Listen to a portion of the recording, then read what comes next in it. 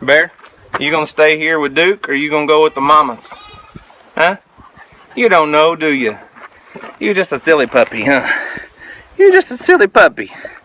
I mean, you wanna be a jerk? I can be a jerk too, and I know this doesn't prove anything, but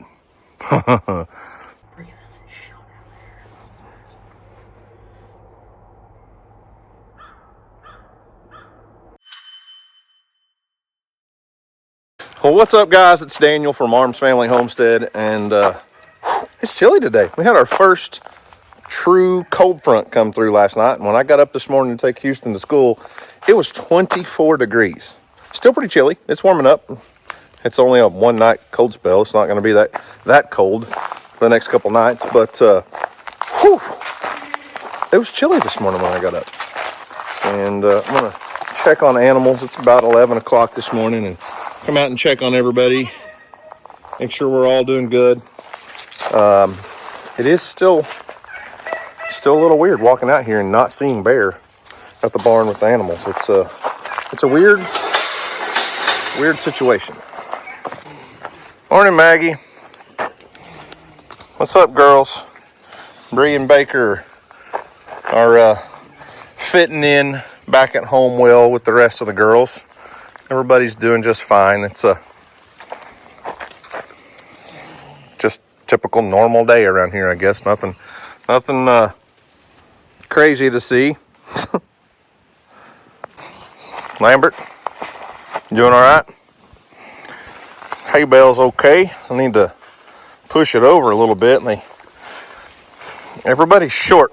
This hay manger works pretty good, except everybody's short now. We don't have a bunch of long-legged critters out here at the moment, other than the alpacas. But they typically munch from the bottom, and then it doesn't fall evenly because of the way they pull. So I pull a lot of hay off of there, move that thing around. But as it gets down to this size, I usually just kind of move it around and pull off some hay so that they can make sure they have plenty of fresh hay coming down. Whew, that breeze is chilly. So I'm shooting this video Monday morning.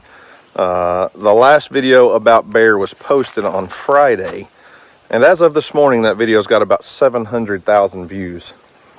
And Houston noticed on TikTok the other day, if you just type in Arms Family Homestead, there's about 200 or 300 videos that other folks have posted as a tribute to Bear. And I knew Bear was well loved by the audience.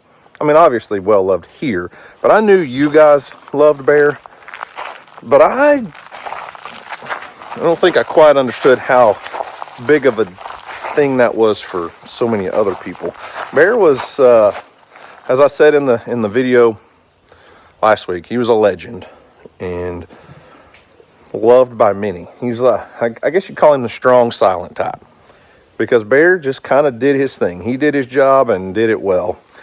And I was going back through some old videos because I could not exactly remember how old Bear was exactly. I knew roughly 8 years old, but I was trying to remember when we got him.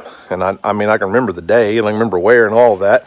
So I had to go back and search through the files, and finally found the day we brought Bear home was like February 22nd, I believe, of 2017. These are February or March. I'm trying to remember off the top of my head. Anyways, February or March 2017. I know it was the 22nd. Fairly sure that video was posted on the 22nd of February. Anyways, he was such a little guy. Check this out. Where'd Houston go?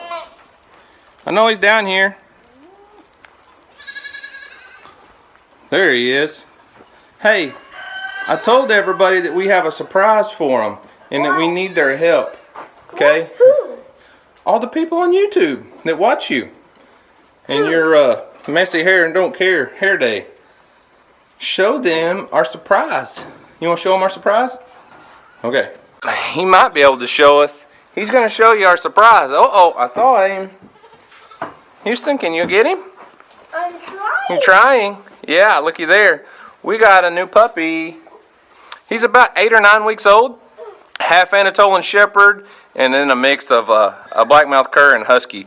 But the Anatolian Shepherd, whoop, there he goes. He's a big guy. Come here, puppy. Come here, puppy. He's a big guy. Anatolian Shepherds are pretty popular around here for livestock guard dogs. He's kind of hiding from Houston because he's not real sure of us yet. He's going to be a barn dog. He's not going to be a house dog. So his main job is going to be to stay with these guys and protect them. I can't get him out, Daddy. You can't get him out? Okay, I will. I'll get him out. I want it. I'll hold that. Look at this guy. He's a beast. He's huge. He's Yeah, going to be a giant. big dog. He's giant. But we can't decide on a name. So we need it's a male Anatolian Shepherd mix. And he's going to be a livestock guard dog for us. He's going to watch out for our goats and our chickens and things like that, huh, Houston? Yeah. So. And our deer. And our deer. No, come back over here. Squat down. So we need you guys to help us come up with a name. Yeah. We've been fighting over what are we going to name this guy. So, Wormy. like I said, Houston wants to name him Wormy. So we need a strong name for a male guard dog. Okay, so he's going to be out here guarding our goats and chickens and stuff, and we need a good strong name for a male guard dog. Right, Houston? Yeah. Yeah. So, any suggestions, leave them in the comments below. We got to come up with a name. If we get some good strong names from you guys, maybe we'll have a vote and see who comes up as a winner for naming our livestock guard dog. Is he going to be a good dog, Houston? Mm-hmm. Yeah. He's big, isn't he? Mm-hmm. He's just a baby still. Yeah. Yeah. He might grow up. Yep. This one's having babies. No, she's not. Look, her tummy's getting big. Because she's about to have babies. You think so? Mm-hmm. What's wrong with him? Nothing. He's still just a little bit sad because his mommy's not here. He's a little sad. That's okay. That's okay, isn't it? You'll get it figured out. Yeah, you'll be a good dog. Yeah. He's doing a great job. He's staying with these billy goats. Bella came down here to play right now, but he's been in the barn. But him and this guy right here have hit it off. They're buddies. So he stays with Duke a lot. But we decided to name him Bear. Bear seemed like a good, strong name, you know, for a livestock guard dog. So that's Bear. Hey, Bear. Bear. Bear. Come here. Come here. No? You gonna go back to the barn? Oh, Bella. You big bully. Let's go. Come on. Come on. Come on, Duke. Come on, Duke. Let's go. Come on. Woo! Come on, Duke. Without a bucket of feed in my hand, he's not gonna follow me. I should say, they. Come on, Duke. Don't run over my camera. It's time to release the demons.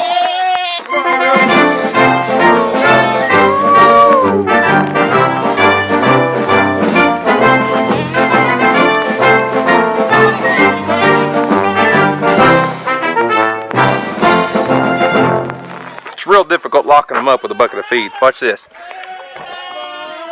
Get back, Duke. Get back, Duke. Get back, Duke. Get back, Duke. Hey. No. Ha.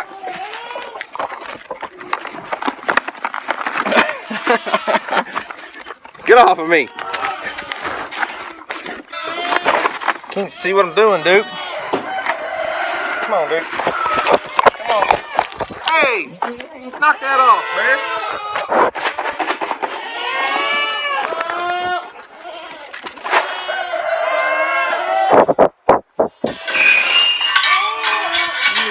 Goats. Okay. Well, that was a little more difficult than it was supposed to be.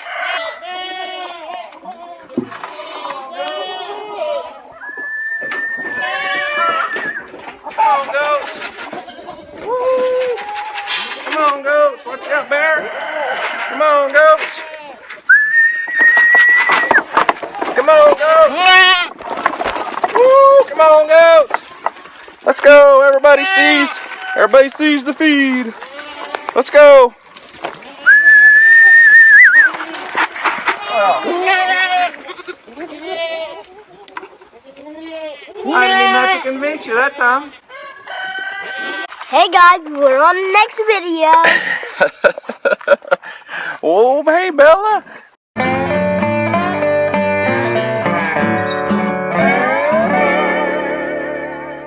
Yeah, look at Bear. He is big, isn't he? Yeah, he's growing. Yeah, he looks like Bella's size. He's almost bigger than Bella, huh? Yeah. Looks like all the goats are doing well. Yep, in their back. Got goats everywhere, don't we? Yep. And most people will tell you not to love on your livestock guard dogs. But how do you not love on Bear? I mean, look at him. Oh, Bear, you're such a silly boy. Bear and I will see you on the next video. Oh, Bear, ain't that right? All right, girls. Y'all are good. Got plenty of hay. They can still go to the back pasture. They can still get out and graze. Charlie's stepping in the water bowl. Good job, Charlie. Keep up the good work.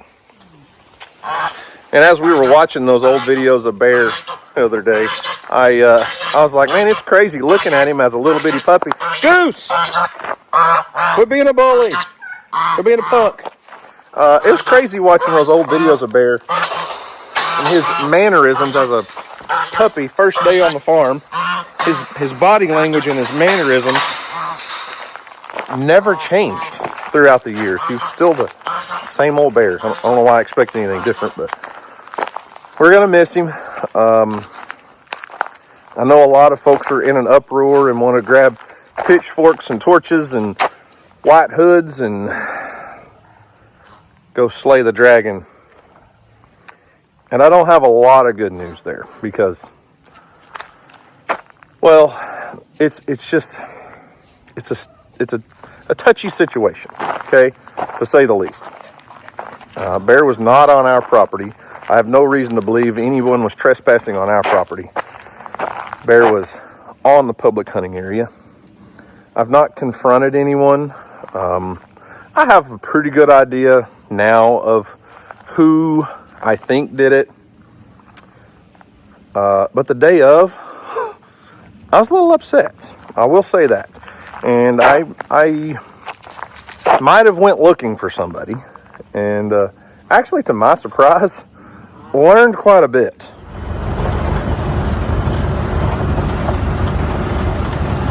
All right, y'all. It's the middle of the afternoon. I can't just sit there with Bear all day because I feel like the longer I'm sitting there with him, the worse it makes things. I need him to just relax, stay calm. As long as I'm there, he's trying to get up and trying to move around, and Bear wants to be Bear. But right now I need him to rest because I can't get him to the vet. I'm giving him pain medication and we're just going to let him rest. But for now, since I'm about 99% sure he got shot on the public hunting area, I'm going to go kind of sort of patrol my boundaries, I guess you'd say. This is the property line fence. Look for tree stands. Look for evidence of people hunting. You guys know not everybody follows the rules, right? Like, there are folks out there that just because this is public hunting area doesn't mean they stay on the public hunting area.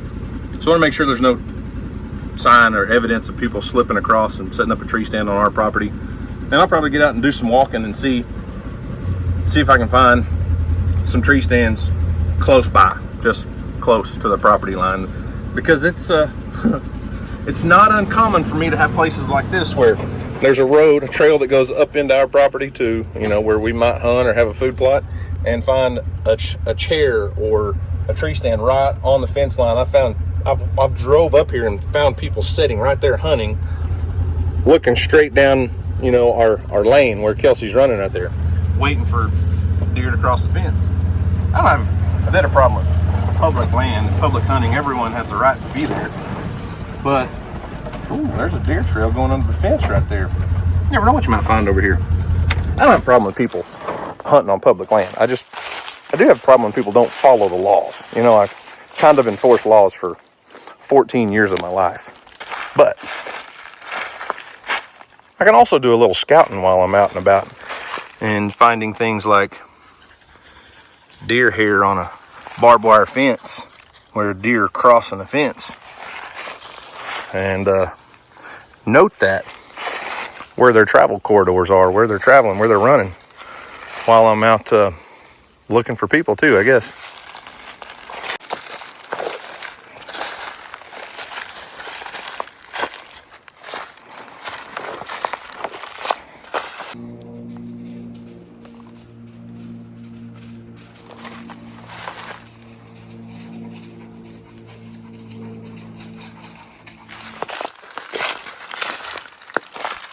Well, this could be our culprit.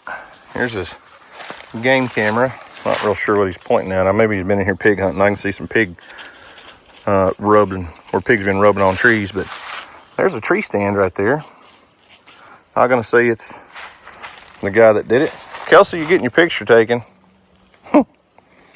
Doesn't prove anything, but at least I know who to come talk to, have a conversation with, since we're on public land. You're gonna have a hard time harvesting a deer with an angry neighbor like me, because my fence is about, my property line's about 100 yards through the timber that way. I mean, you want to be a jerk, I can be a jerk too, and I know this doesn't prove anything, but it's a place to start. Well, tree stand number 2.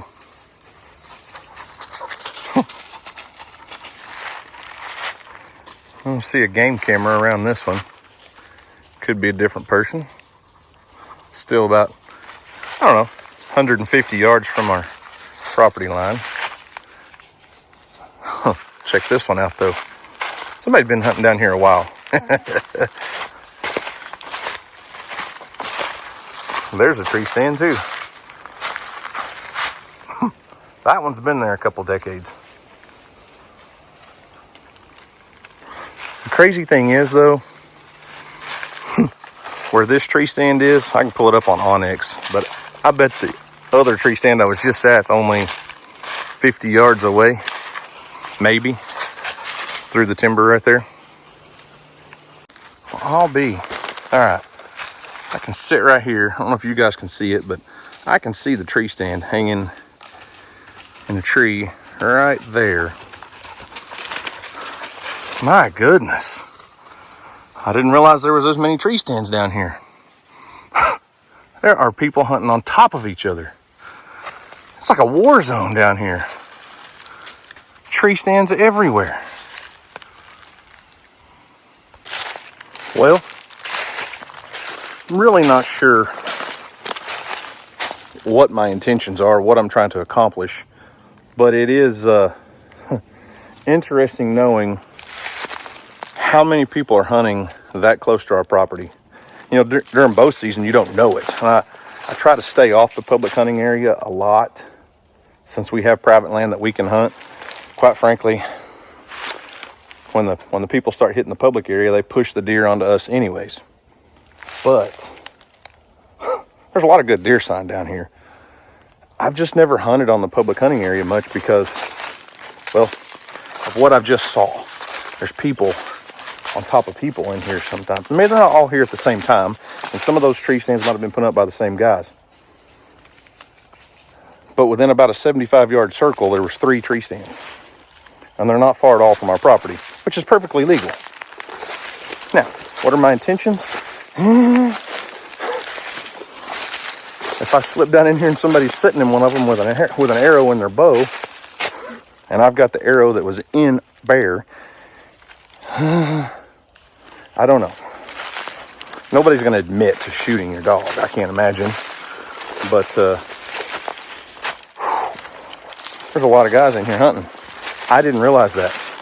Now, during rifle season, yes, you do realize it, because you'll hear 5, 6, 7 gunshots on the opening weekend of rifle season. I don't know what to do next. Can anybody spot the cat? Izzy, what are you doing? Just chilling?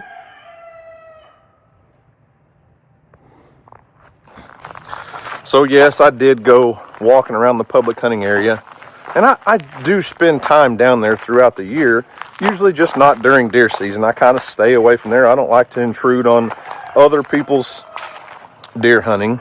I try to respect their space. I did find out, once upon a time, you couldn't leave a deer stand unattended on the public hunting area for more than 36 hours, but that's changed now. Those guys have until like 10 days or something like that after deer season's over.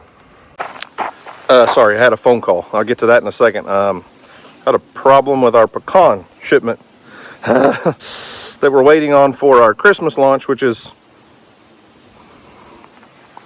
coming this week. DJ was planning on launching, I think, the 14th with all of our stuff, and pecans, got a pecan delay. Get to that in a second. Anyways, I try to stay out of the public hunting area for the most part all through deer season. I just don't go in there because there's a lot of folks that do hunt that during gun season. During bow season, there's not a lot of people, but as you can see, as I was saying earlier, used to you couldn't leave a tree stand on the public hunting area more than 48 hours or 36 hours or something unattended. And they've changed that so they can be there all season now. But as you can tell, some of those have been there a while. I looked at one, the seat was rotted out of one. But I'd rather not know what's going on right across the fence line sometimes. I'll just stay on my side. We've already had issues in the past of people shooting. If you missed that video a few years ago, that was a interesting day. I've always dealt with folks, always had to deal with folks on the public hunting area, and that's perfectly fine. I don't care whoever, it's public land, they can hunt wherever they want. But when they come lean across the fence and shoot at deer on our property, that's a little different. So anyways, I'm not doing anything stupid. You know, it's a hard situation. You know, part of you wants to go, you know, there's some things worth going to jail for.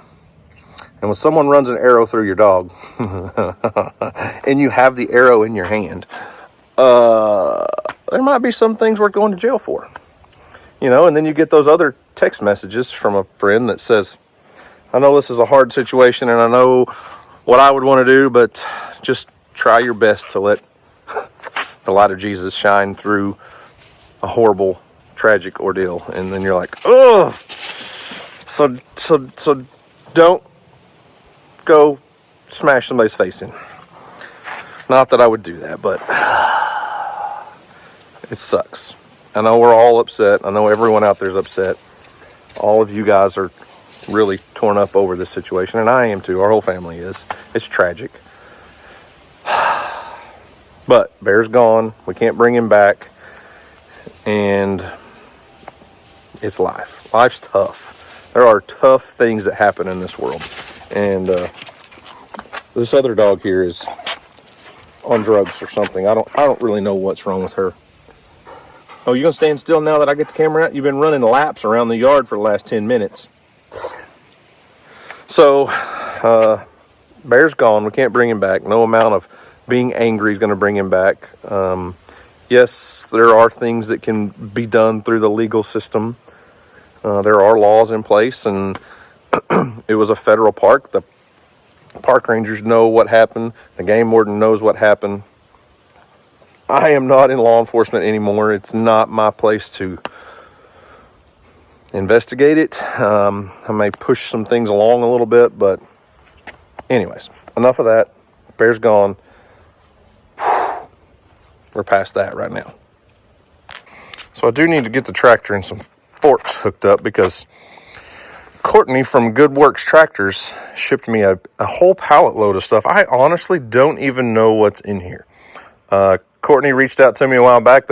He's got a huge website, sells all kinds of tractor tools and implements and things. And he knew we got the new Kubota tractor, and he said, man, I've got some stuff I want you to try out. So he's building a lot of this stuff in his own shop. So Good Works Tractors built this equipment, a different quick attach than what I have, a little bit different. This is his own design. He's tweaked some things. His main thing with his design is you don't have to have bushings for your 3-point hitch, and we'll get to all that later.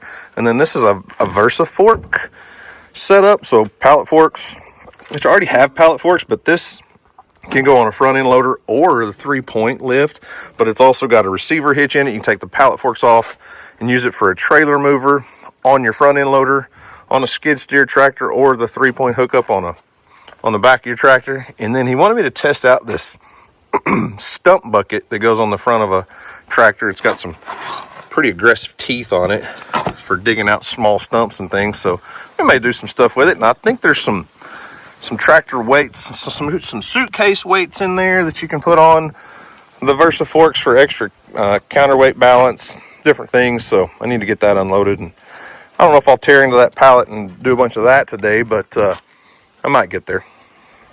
Okay, so as far as the phone call I got about the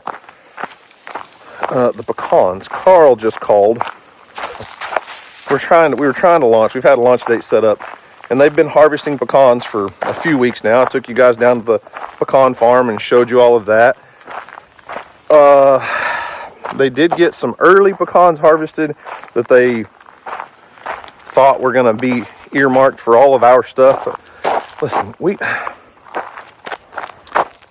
you guys, we as a group buy a lot of pecans from the Pecan family. I mean, thousands and thousands and thousands of pounds. So all of we put in an order weeks ago for all of the chocolate and the candied pecans, okay? So they're making white chocolate pecans, milk chocolate covered pecans, and then those cinnamon sugar pecans, the sandbar pecans, I think is what they call them. Well, there's a lot longer process that goes into producing that product, obviously. So they started on that a while back. Those are all ready. They're going to drop those off at the merch building tomorrow.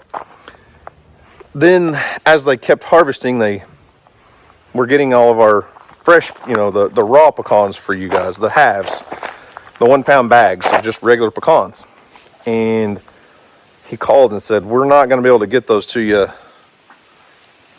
in time for the launch. So when we do our Christmas launch, which DJ's working on a lot of new stuff, just like every year, Christmas is huge.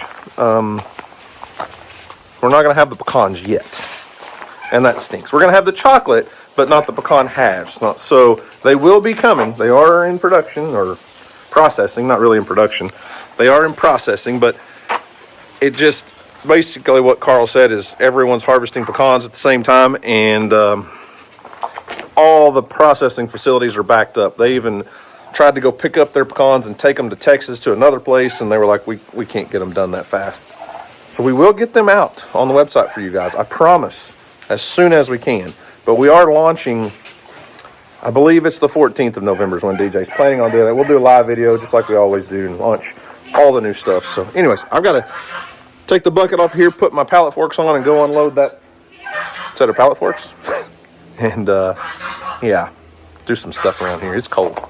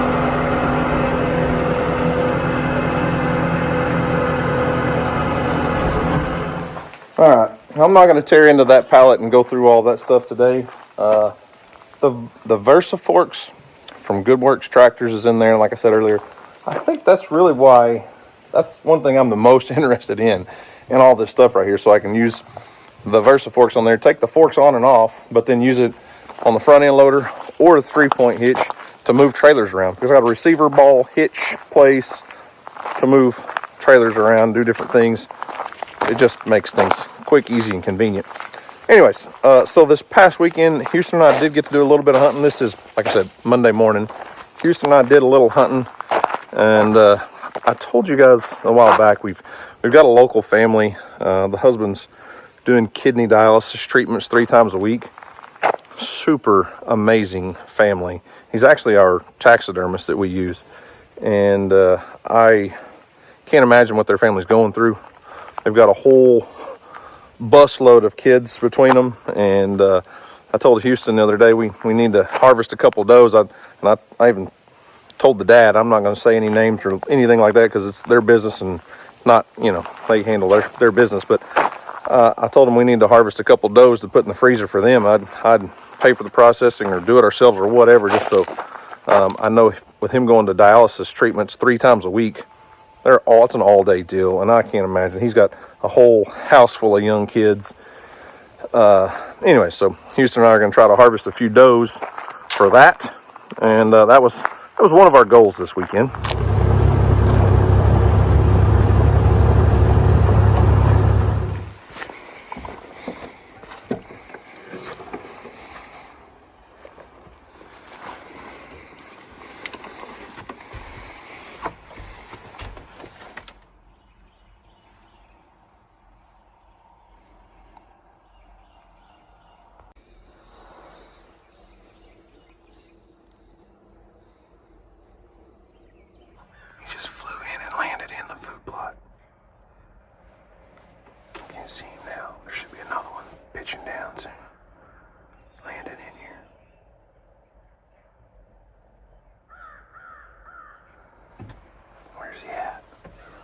I saw you, turkey. That means they're roosting right here, Houston. That turkey just flew into the food plot. Yeah, that's weird. No, that just means they're roosting right here close. That's what I mean. That's not weird, that's good.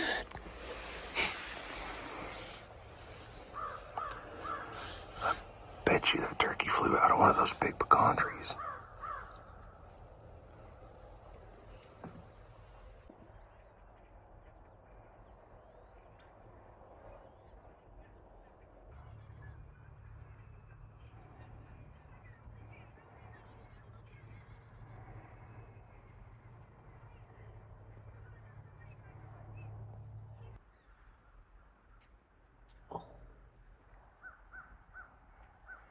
He's pretty.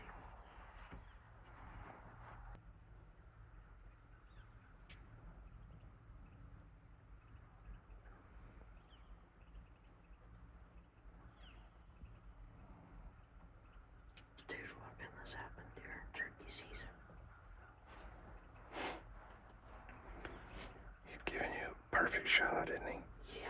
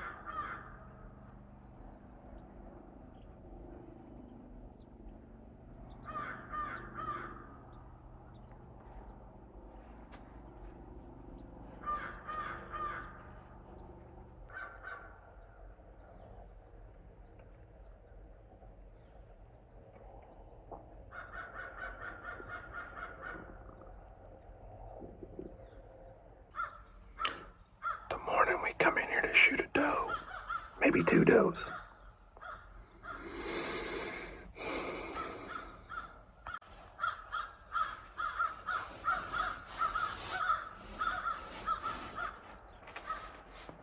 Nothing but little bucks and turkeys. Hard to complain though, I guess.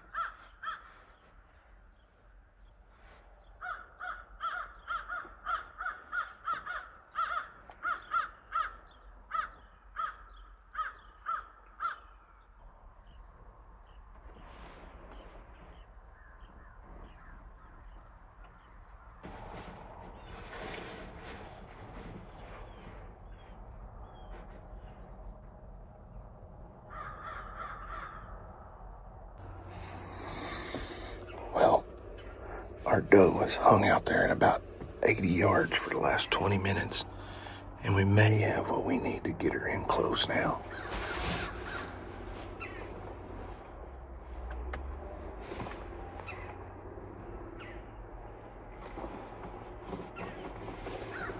Pop your head out. Where'd you go? Oh, come on. Get her going this way. Come on, dude. Bump her this way. She's not like that buck.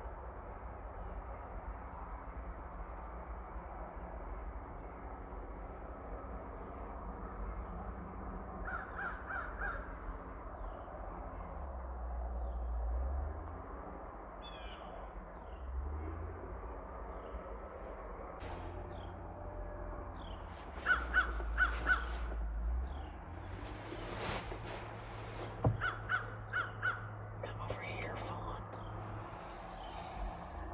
Well, he bumped her in closer, just not close enough yet. There he is. Oh, here he comes.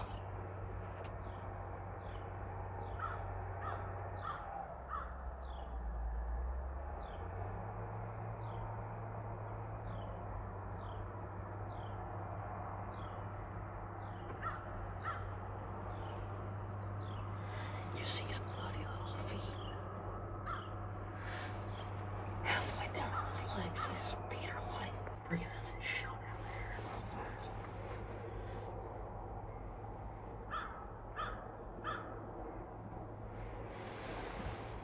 Where'd the fawn go?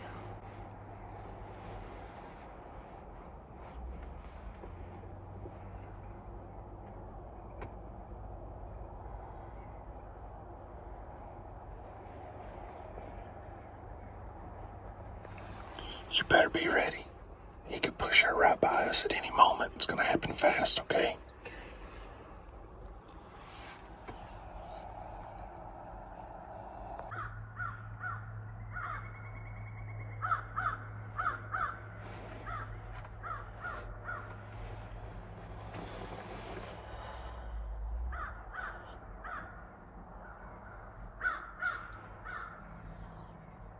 It's second bit if she gets to that far tree. His great, his great. Yeah, buddy. Yeah, buddy. Yeah, buddy.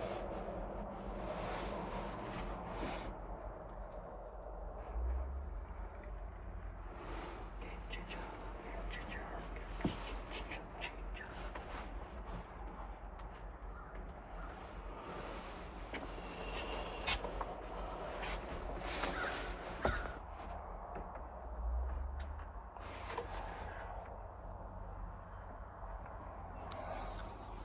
She's still 55 yards. I don't want you shooting that far. Okay.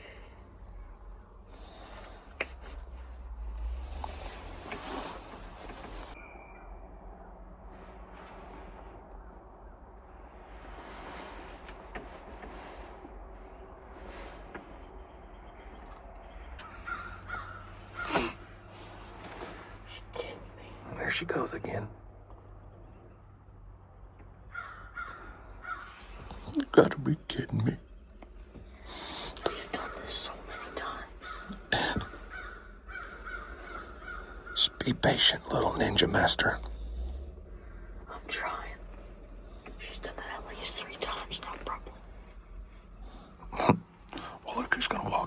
Perfect.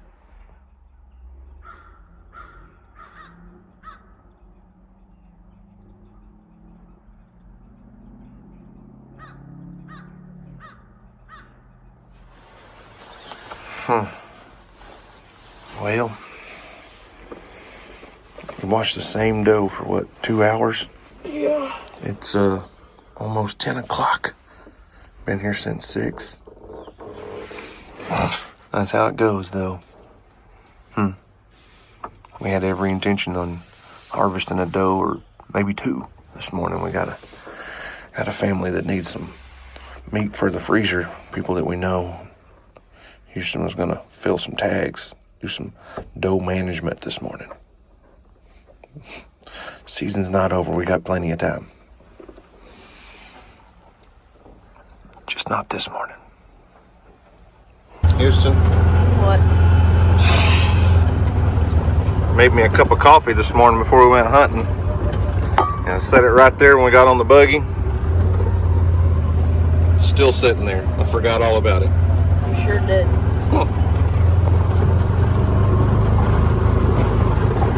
So, as you see, unfortunately, Houston and I did not harvest a doe. There's times we could go out there and we could shoot 20.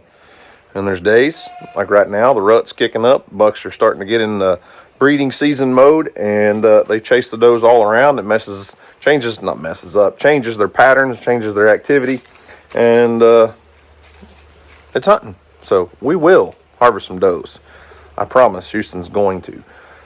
It just was not meant to be that day, but it was a beautiful morning sitting out in the woods, overlooking a brand new food plot across an area on my neighbor's property that we have leased that just a few months ago was so brushy and overgrown and thick you couldn't see anything. And now it's becoming a food source for the wildlife, the deer. That morning alone spent about 3 hours out there grazing around off and on in that one field. And when you walk around that green field right now, it looks like somebody's just ran a lawnmower over it, because the wheat and oats and rye and all the stuff we planted should be a couple inches taller, and it's just clipped off at the tops. They're munching down on it, and as it gets colder, there'll be more and more deer using it. So I bet you we harvest something out of that RSI ground blind over that green field really soon. So guys, remember, do something today to make somebody smile, because you never know, it just might change the world. So guys, thanks for watching. I hope you enjoyed it. You guys have a great day, and as always, we'll see you on the next video.